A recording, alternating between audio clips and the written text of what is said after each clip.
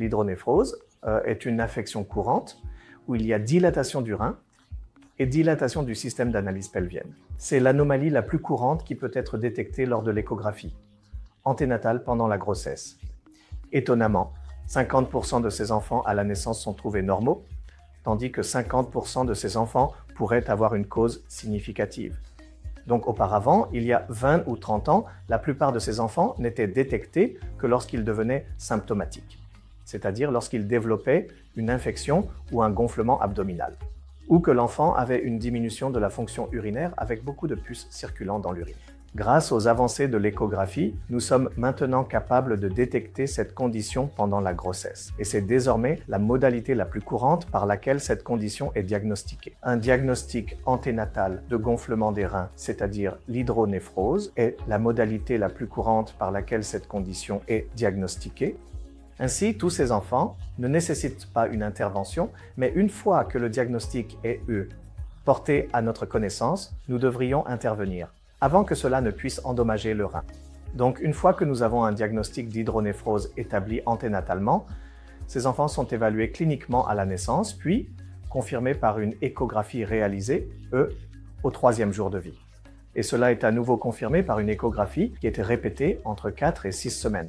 En se basant sur les résultats, la possibilité d'une obstruction est confirmée en effectuant une scintigraphie nucléaire qui nous fournit 2 informations, c'est-à-dire premièrement la présence ou l'absence d'obstruction et deuxièmement quel est le degré de compromis fonctionnel du rein.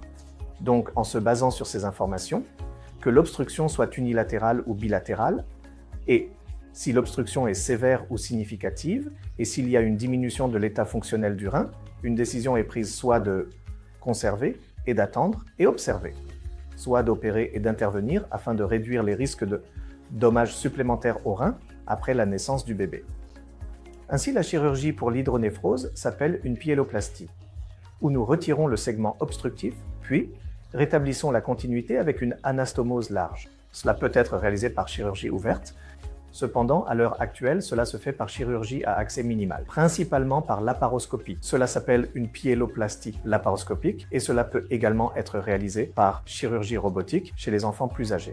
La pyéloplastie laparoscopique peut être réalisée en toute sécurité, même chez les nouveau-nés, au moment où nous diagnostiquons généralement cette affection et opérons entre 4 et 6 semaines. Elle peut être réalisée en toute sécurité. L'avantage de la pyéloplastie laparoscopique est que ces enfants ont des incisions très petites. Ainsi, la douleur est moindre et la récupération est assez rapide.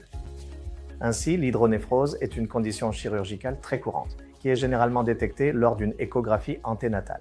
Le diagnostic est confirmé par une évaluation postnatale et, si nécessaire, une intervention chirurgicale. Peut être réalisée en toute sécurité chez ces enfants par chirurgie à accès minimal.